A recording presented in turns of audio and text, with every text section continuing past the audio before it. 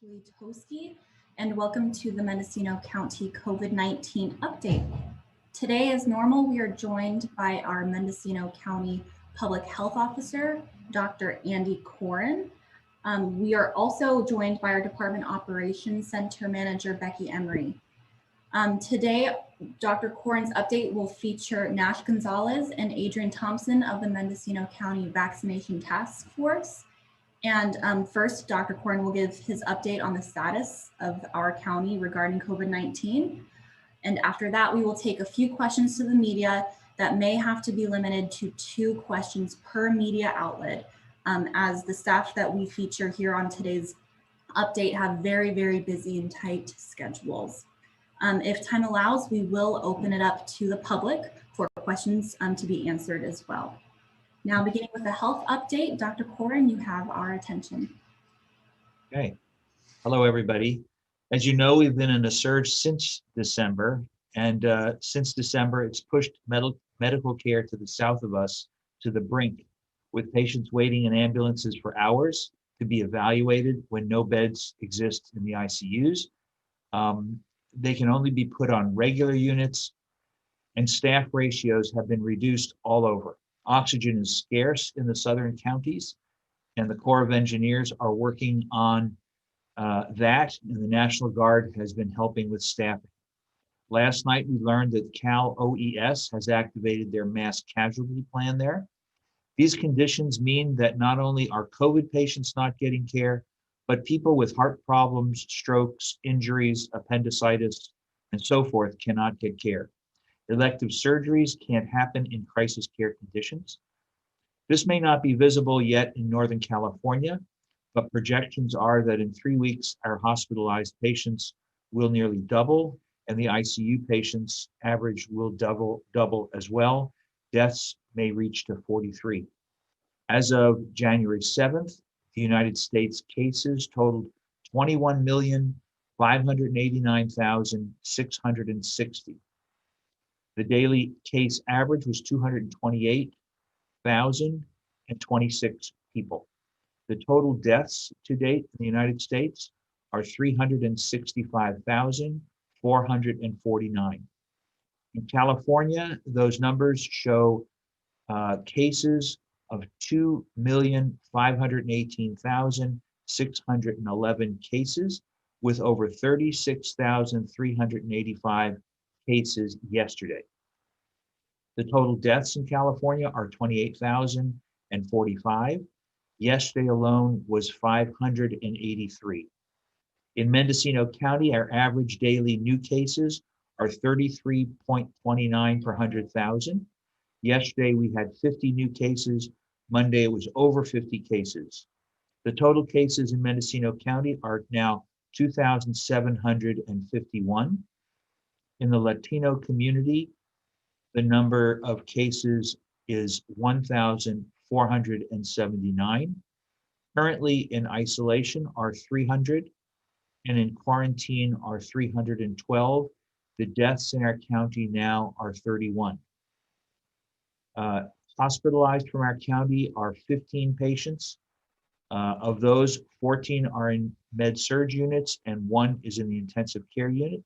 Of the 14 on medical surge floors, 3 are actually hospitalized out of county, 2 in Santa Rosa, 1 at UC Davis. Last month, the governor released the regional stay-at-home order, so regional data is now very important. Remember that to trigger that regional stay-at-home order, the region has to have less than 15% available and staffed intensive care unit beds. So the Bay Area has 3.5%. Bay Area includes Sonoma County. Sacramento is 9.2%. In San Joaquin, there are 0% available intensive care unit beds. And in Southern California, which includes Los Angeles County and so forth, is also 0%. So we here in Northern California have 25.4% intensive care unit beds available. Now, part of that is that Mendocino County has 31% ICU beds available, but the problem is that our beds equal about 5 beds. So how easy is it that how can we continue to staff them? And because there's so many shortages uh, and crisis area where ration care transfers between hospitals and counties and regions are encouraged now, we will probably be receiving more transfers of patients to our hospitals and ICUs in Northern California. In addition to the regional stay-at-home order because of the crisis, on January 6th, just 2 days ago, California Department of Public Health released a new travel advisory for all of California. Due to the surge in cases, Californians should avoid all non-essential travel more than 120 miles from their home in California, or any travel to or from other states or countries. Discouraging non-essential travelers from entering California will hopefully help control our numbers. People coming into California should quarantine for 10 days unless they are people who are coming in to be working in our urgent critical care, healthcare staffing, or emergency response areas of need. So where is this surge coming from? It should be well known that this virus has already mutated, as viruses do, and that the new variant T117 is more contagious, and that may contribute to the Southern California surge. It is not, as we know it so far, more virulent, and it is not resistant to the vaccines as far as we know at this time. Outbreaks still continue to be a concern. The outbreak we had recently at building bridges among homeless people has been contained. Round Valley is now undergoing a large outbreak being mitigated. Safeway in Willits has an outbreak, and they are taking precautions, and a smaller outbreak is being looked into among the Mayakama workers. Our jail outbreak has been one of the largest in the county, and I'm going to defer to Becky Emery to talk about the numbers and how we're controlling that.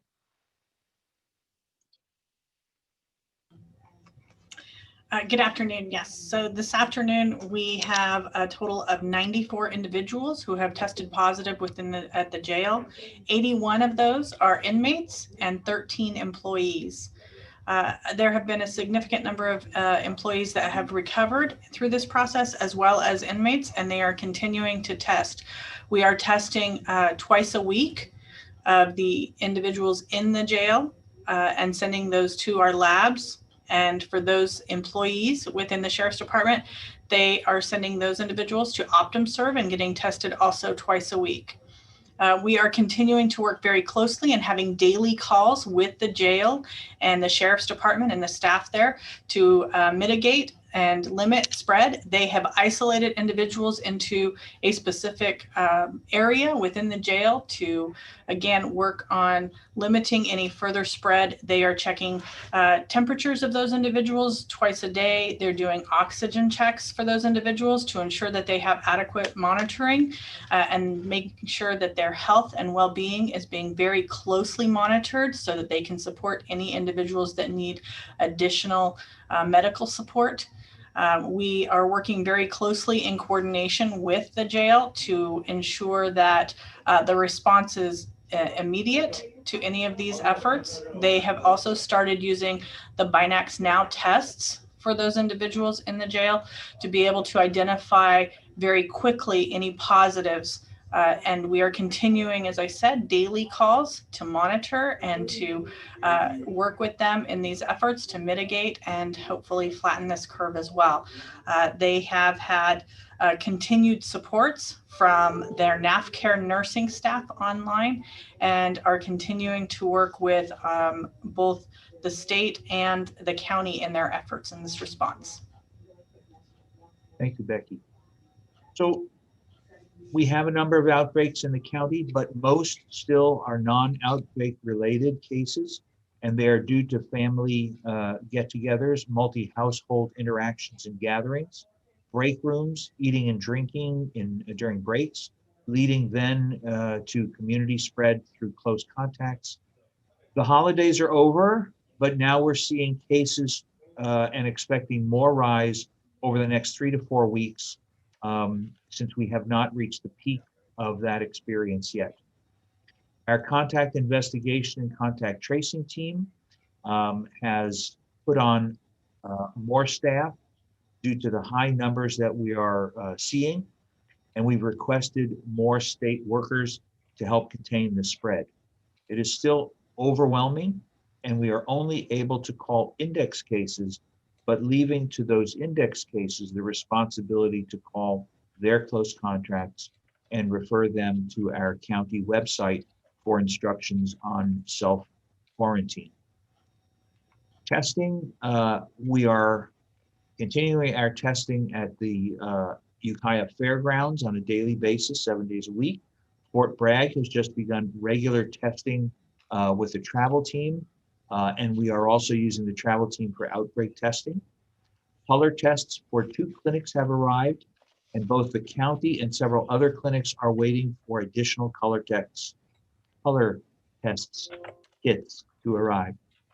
Also, we're encouraging schools to request the color tests for staff, and we're beginning to employ, as Becky mentioned, Binax Now in the jail, and we're encouraging the nursing homes to do more frequent testing using the Binax Now. As far as the vaccines go, the last time I presented here, we were just planning our tabletop exercise for mass vaccine clinics. We are among the first counties in the state to implement a mass vaccination strategy. These were planned to start slow and safe, but to scale up efficiently and with attention to equity considerations required by the state of California Department of Public Health. Now we're holding mass vax clinics 2 to 3 days per week. And yesterday, we vaccinated 284 people from our county, and we'll continue to increase those numbers with a short-term goal of vaccinating 900 per week. We plan to increase that number further, providing we get the vaccines that we're ordering. We are partnering with several community clinics and plan to increase their distribution to their communities as they have expressed and proven their commitment to serve their local communities. We initially partnered with Adventist Hospital for vaccine storage until the county's freezer arrived and achieved a stable temperature. On Monday, January 4th, we received notice that the hospital had a problem with one of their freezers. They called the county public health, and together with support from the city of Ukiah, we mobilized resources and collectively administered 830 Moderna vaccines in 2 hours. The vaccines were distributed by the hospital. They were given to the sheriff's department and were administered by the jail medical team to jail staff, probation officers, and county public health staff, as well as juvenile hall staff. Vaccine was taken to the Ukiah Conference Center, where it was administered by paramedics. The city of Ukiah emergency personnel and other EMS workers assisted with the provision of the vaccine. Also, local nursing homes received some doses of that vaccine. This all happened in addition while we were holding another mass vaccine clinic at the fairgrounds. Yet by working together with our partners, we were able to provide a large number of vaccines to people in a number of locations in a very limited time. We are closely following the state guidance on ethical and equitable distribution, that is referred to often as the phases and tiers, but sometimes local conditions we recognize and the state recognizes are different from what the state initially projected. And because there may be legitimate reasons to deviate from some of those rules, the states also recommended, and we have formed a diverse ad hoc ethical task force to address this. We are looking now at the next vaccine stages in order to be proactive as we begin to move more quickly toward the next tiers. We're not sharing at this point the names of members of the ad hoc committee to ensure that those individuals are not subjected to undue influence. Some people in the community have expressed concerns that this ethics committee could slow us down, but actually it'll make us faster and more receptive to the needs of Mendocino County residents. Another part of doing this ethically is transparency. We've got many questions about what are the numbers of vaccines coming in and how fast are you getting them out. The county is developing a new vaccine website to show the vaccines we receive and those that we distribute as well. Finally, we're integrating a scheduling program to facilitate the vaccination process. And in all of these ways, we have at least met or exceeded the expectations of the state health department. Volunteers, let me say, we need help for the contact investigation and tracing and working on the vaccine clinics. There's paperwork to be done, there's calling people. We have some that are needed for the vaccine clinics, some healthcare work drawing up syringes and administering the vaccines. In order to volunteer, please call NCO or please utilize NCO as a disaster volunteer or as a disaster health volunteer. They can be reached on their website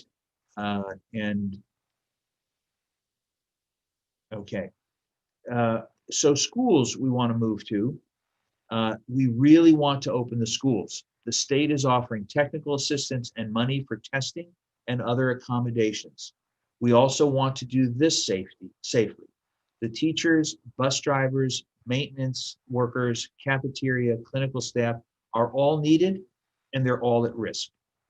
We are hoping to push the vaccines out as fast as we can so we can begin to serve the members of this vaccination tier in the next 1 to 2 weeks. So in summary, I'm usually very optimistic, but looking at where we are and what the other countries are going through to the south of us, the surge will probably hit us despite all of our efforts. The state acknowledges that we'll probably trigger the state stay-at-home order due to available ICU beds over the next couple of weeks. But that is not either counting the onslaught of transfers that we may get from LA or Southern California and San Joaquin Valley. The vaccines are on the way. They are the light at the end of the tunnel. We're scaling up safely and equitably and rapidly with our mass vaccine clinics and also with our partners in the other clinics who are working closely with groups around the county. In the meantime, the vaccines are not going to work rapidly.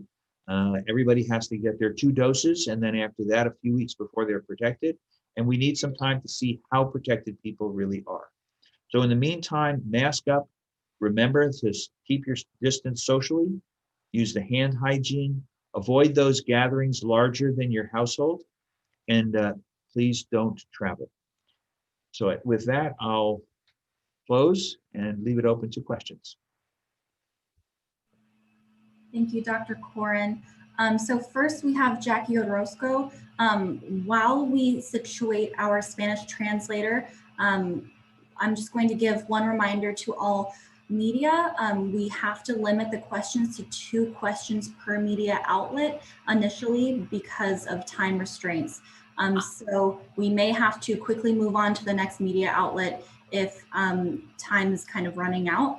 And at the end of that, we will also open it up to questions from the public.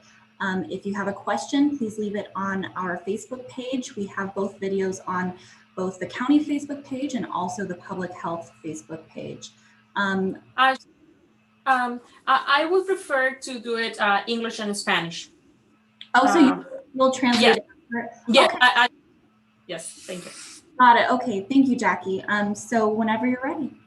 Okay, thank you so much. This is Jacqueline Orozco from Periódico Al Punto, and I'm going to ask first the question in Spanish and then English. Las personas tienen muchas preguntas acerca de las vacunas y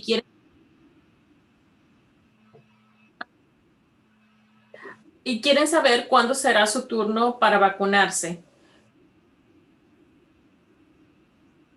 ¿Se sabe cuándo se comenzará a vacunarse a las personas mayores de 70 años y con enfermedades como, por ejemplo, la diabetes?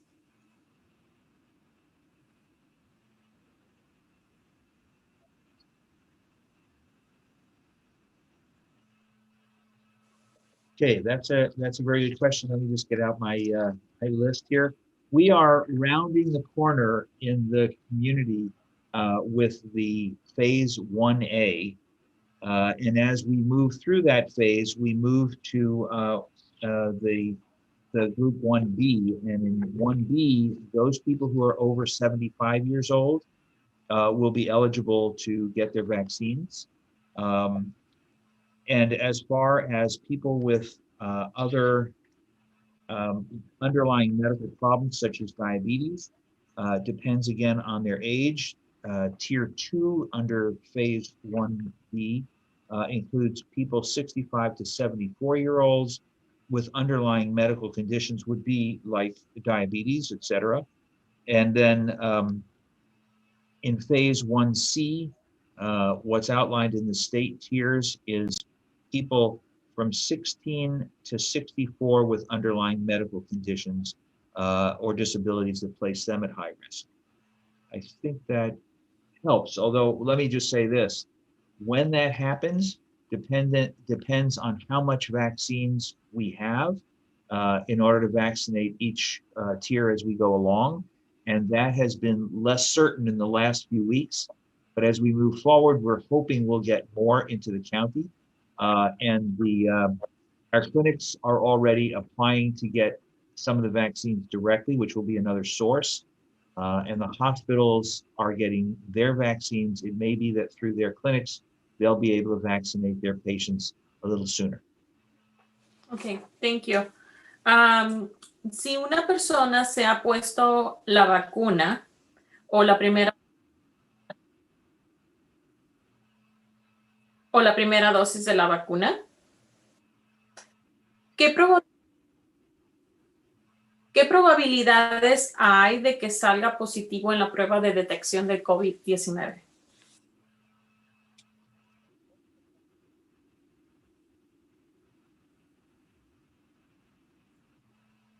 Okay, so the answer to that, Jackie, is that as far as we can tell, the vaccine will not influence the results of the tests. So that's been tested, and they feel that if a person's positive, they'll come positive on the test. And if they're negative, they'll be negative on the test. So these, the antibodies that are induced by this inoculation will not change the antigens that we're testing for or the PCR, the nuclear remnants of the virus. So they'll still be detectable. Thank you, Dr. Coren. Thank you so much, Jackie. Now we will move on to Sarah Rice. Sarah, whenever you're ready.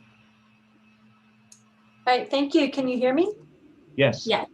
Okay, thanks. I'm especially interested in this ethics committee, and just as a quick aside, it seems kind of interesting that we'd be appointing people to an ethics committee but not naming them because we're worried that they're so unethical that they would be subject to undue influence. And so I'm wondering when we'll find out who they are and what kinds of issues they'll be taking up, if this means that there's some flexibility within the tier system, and if their deliberations will be open to the public. At this point, we're just forming the committee, and the purpose of the committee is to inform me and those who make the decisions here at the Department of Public Health. And the reason for the committee is so that we actually can be more flexible and more nimble with adapting the state guidelines to our local needs. So those are the discussions that we're having. We're using an ethical framework, and we're, raising the questions that people have raised to us from the community so that we can move through the tiers or move classifications up from the tiers. And we don't want this to be dependent on pressures, but we want it to be dependent on ethical principles. And that's why we've chosen the diverse group that we've chosen and the basis upon which they will be making their decisions. So will their deliberations be open to the public? I haven't decided that yet. I don't know. I have the feeling that if it's open to the public, that will in and of itself open the members to some pressures, which we do not want them to have. Well, I hope that they can withstand them as the members of the ethics committee.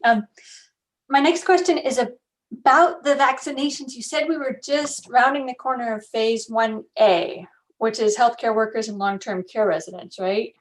Correct.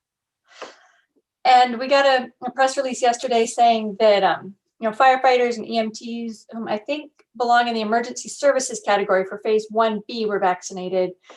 And also people with the DOC, who I think would be communications and IT, so in phase 1C. So I'm wondering where the phases are and how the decisions are being made in them, and who's in which category. Maybe that's a question for Nash or Adrian. So actually, I can answer that. This is Becky Emery. And so in the phases, you'll recall there's phase 1A, and it has 3 tiers. So the Department Operations Center staff that have been vaccinated are in the public health field staff, which is phase 1A tier 2.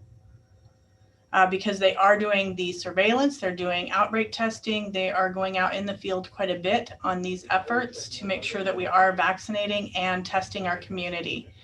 As to moving, we are moving to phase 1B and have been able to pull in some of those emergency services, which are in the phase 1B tier 1, which is where those firefighters and those others are. So we have been able to move to that and are closing out 1A and want to make sure that all of our vaccines are used. So we are moving to phase 1B as well. And that's also education and childcare and food and ag workers, right? It does include those. 1B, yeah.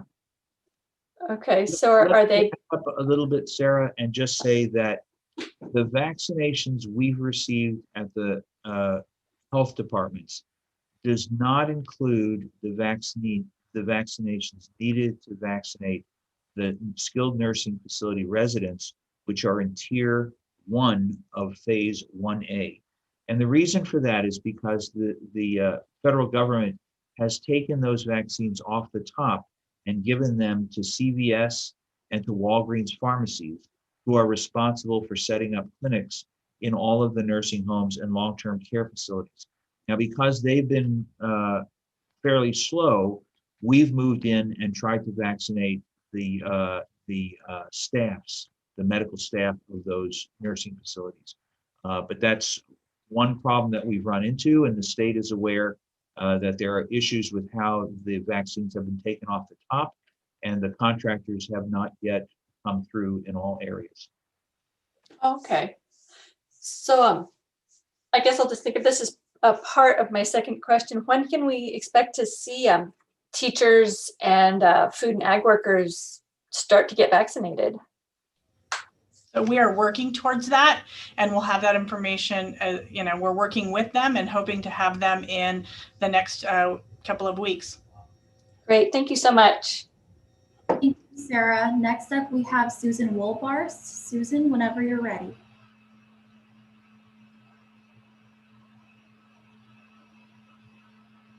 You may have to unmute.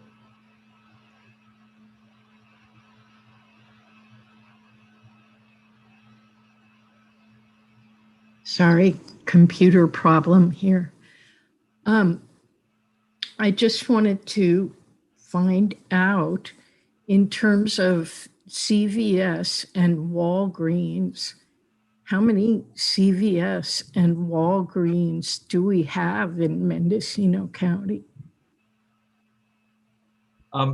That's a good question, and the problem is that it's not really, as I understand it, coming through the local stores. It's not coming through the local drugstores. It's the national companies that are getting the vaccines, and they're arranging how they're distributing it and managing the vaccination effort itself. We haven't been able to coordinate with them at all. Oh, so in other words, the county is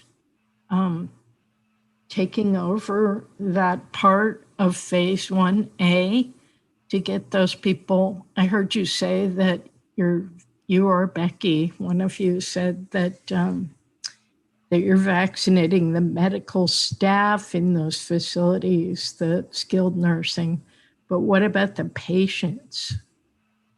You know, it's been an issue here because of the lack of coordination at the higher levels.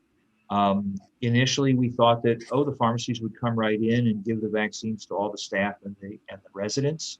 And we have had, and all over the country, they've had a large number of outbreaks in nursing homes, and we have special precautions to try and limit that. When it became clear in our community also that we had some outbreaks and that the pharmacy program was not chunking along as we expected it to be, we said, well, how can we best protect those people? And the staff was a priority of ours. And what we did is again, the hospital came and gave some vaccines to the staff at Sherwood Oaks on the coast. And we had, when we had the excess vaccines on Monday, other staff were vaccinated. We just don't have the numbers of vaccines to give it to the residents. Now, initially, we were concerned because we were told that if we did any of the staff or patients in a nursing home, then Walgreens and CVS would just renege on doing those homes, and we would have to do all of it, which would put us in a very difficult position. So then we got clarification that if we do the staffs, they will still continue to do the residents, and we're waiting for them to do that now. Okay, great. One other question. Can you tell me something about this Willits Safeway outbreak? I hadn't heard about that. Becky, can you help me with that? Certainly. So there is an outbreak at the Safeway in Willits. They have had 5 employees that have tested positive. We have been coordinating with them on their effort and did outbreak testing today at the Willits Senior Center, where 100 people from the Willits Safeway were tested. And so we hope to have those results back very quickly. As I said, that testing occurred today. And so it will take us at least probably 4 days to get those results from the labs. And they are definitely working with our DOC to ensure that they are adhering to the required guidelines and cleaning and doing the other efforts that we have as we in many other outbreaks.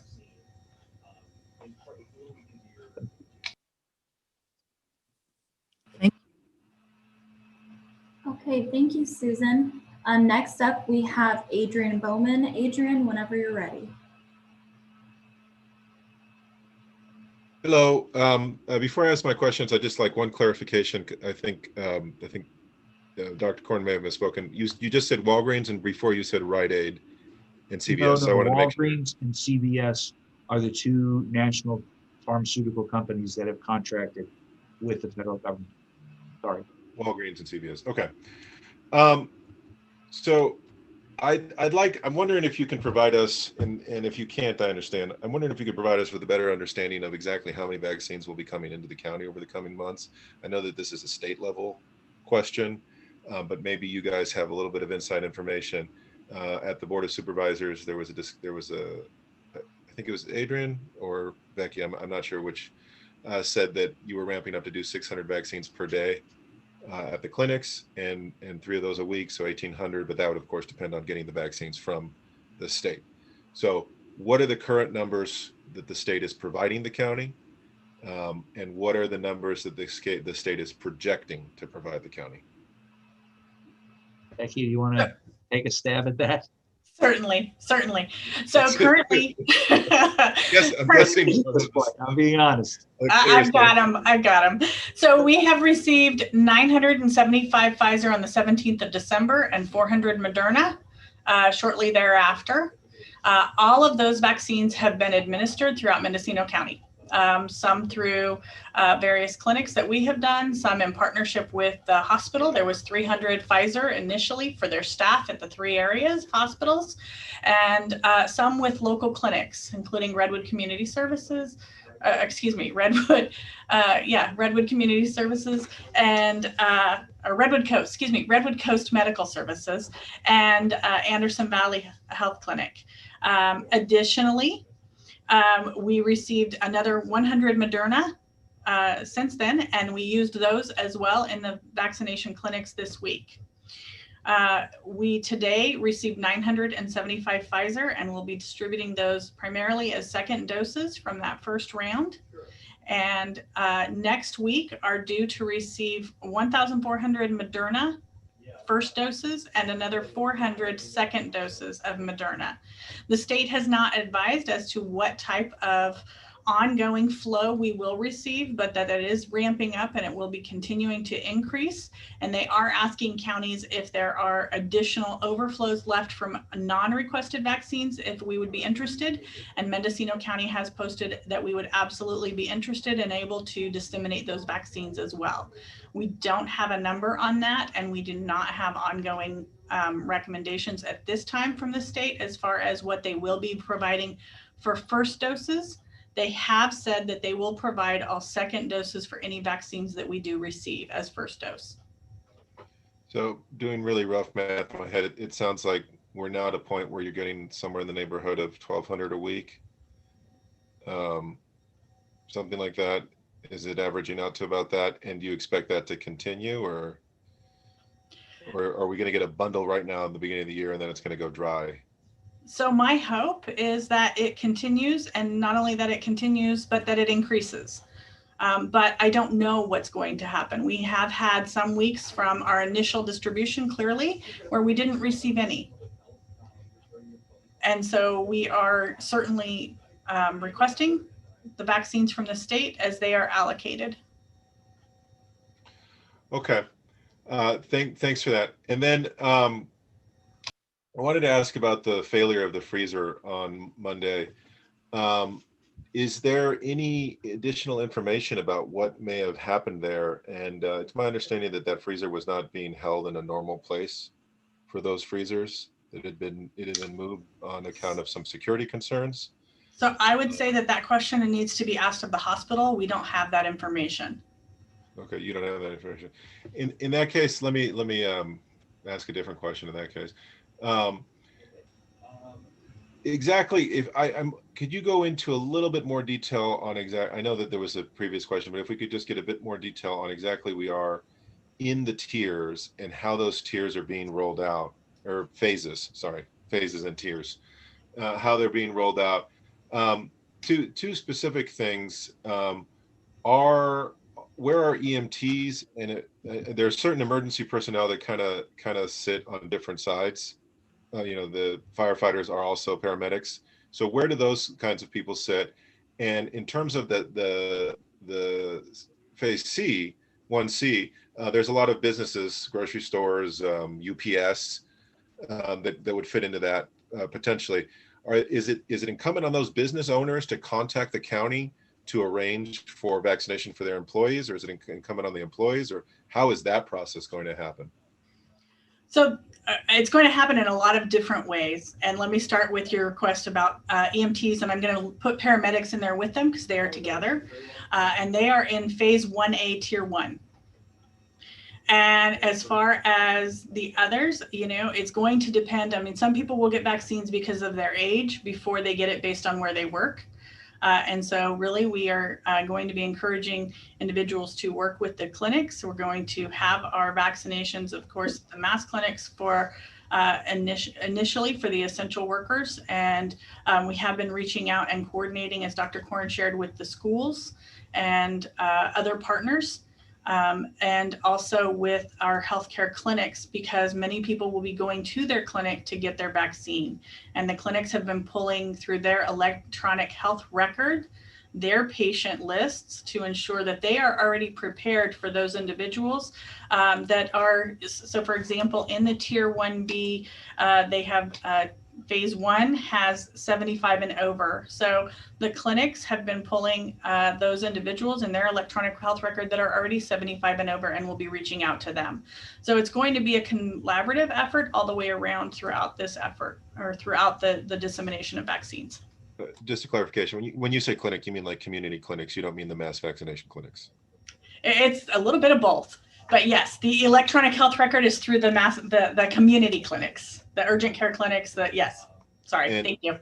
And to your knowledge, employers won't have to. Again, I'm thinking of in phase 1C. You've got things like UPS, the post office, potentially grocery stores. Were like, does the manager of Safeway need to contact you, or are you going to be contacting them? Is there a plan for that yet? We don't have any plan to have it go through employers.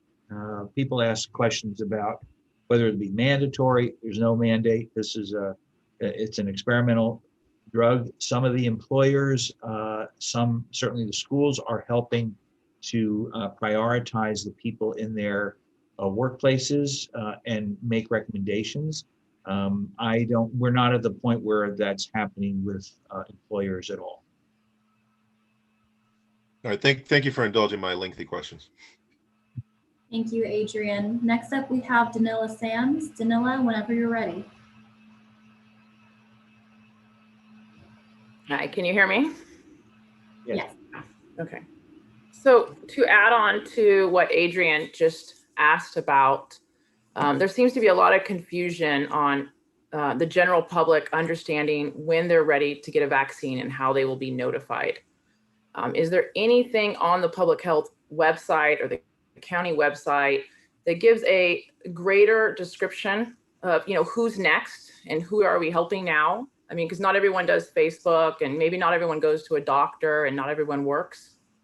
Is there like a better, like, I don't know. Danila, let me answer that question for you. We are in the process. We have a final draft, I believe, pretty close to it, of our website that we will be posting. Our goal is to have it posted by the end of today, but if not, it will be up by Monday. And so that is really our goal. It will show where we're at in the tier. It'll also give definitions as far as the tiers and reference to the state website, because those tiers have changed several times throughout this event, as we know.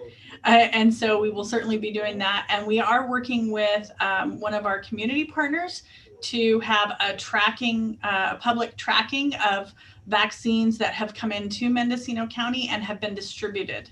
And so we are working through that, and we'll be reaching out to partners as well to be able to post their information, because vaccines do come into our county in multiple ways, not just through the public health department. Excellent. That's really good to hear. I look forward to seeing that. All right. My other question, maybe to Dr. Coren. You discussed, and even Becky discussed, in the next 2 to 3 weeks, you guys believe the possibility of moving into the staff at schools, that they would be in that proper tier level.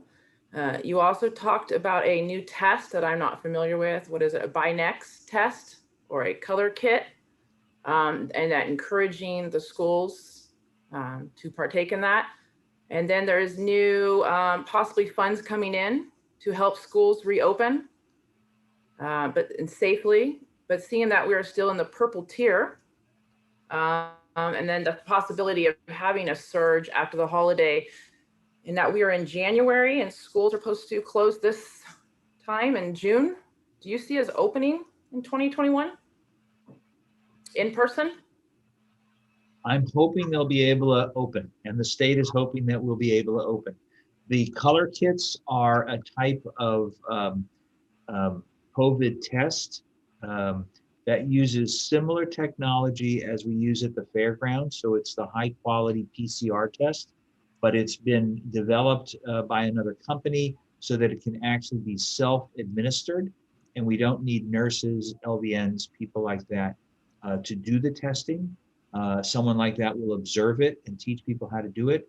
We're hoping that that can be rolled out for the schools, because the schools are encouraged by the state to be implementing testing once or twice per week on everybody who's there. The concern is the contagion and transmission within the schools to the school staff, and really to achieve probably the highest level of contact finding is to do frequent testing. That's what we're doing in our nursing homes to keep it down. You find one, you control, you investigate and you quarantine, or you isolate those people, find out who they've been in contact with and quarantine. So the state wants to have the schools test on a very regular basis. So it's hard to do that with professionals in the schools, but the color kit is a new way to run those tests in a different way. So the schools would sign up for that. They would get those on their own. It's an easier test to handle, and they would send it to the new state lab down in Valencia and have it developed there. As far as being able to move through, the state definitely wants the schools to open as soon as possible, and therefore is putting a priority on getting them vaccinated, because not only the parents and the students are at risk, but even more at risk are the adults who are the teachers and the maintenance workers, the cafeteria workers, clerical workers, who are more susceptible to the more severe effects of the COVID virus. So we want to be able to test them. We want to be able to vaccinate them as soon as possible. We do have to go through the tier system, but we're pretty much at that tier now.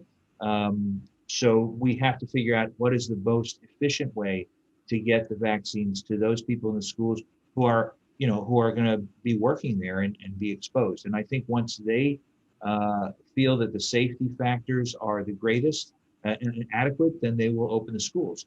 Another thing the state is offering is technical assistance.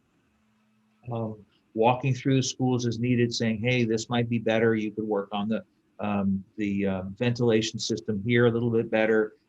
Use this area to expand your teaching area. So giving technical advice, and also lots of funds for those tests and other things that they may need.